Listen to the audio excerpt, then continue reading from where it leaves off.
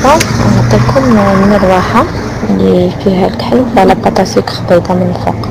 عندنا 500 غرام ديال بودرة اللوز، 200 غرام ديال السكر كلاصي، 100 غرام ديال قشور الليمون مازلين، ناباج على حسب الخليط.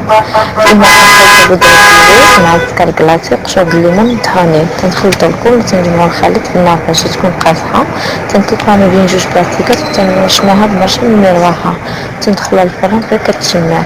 بالنسبة للبطاطا سوك كتكون عندنا واجدة ولا لاباط دامون كنزيدو عليها الفرن غونبير، كنديروها في داك الموتيف ديال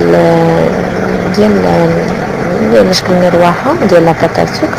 صافي ملي كطيب لينا العقدة كنديروها في شكل كحل، كنفصلوها كنحطوها حتى كتنشف، ومن بعد كنحطو فوق منها داك الموتيف ديال لاباط سوك اللي صاوبنا.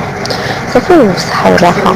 وواحد المعلومة ما نقدرش نديروها في العقدة، ممكن نديروها غير بصابلي، كتجي حتى هي زوينة بنفس الطريقة.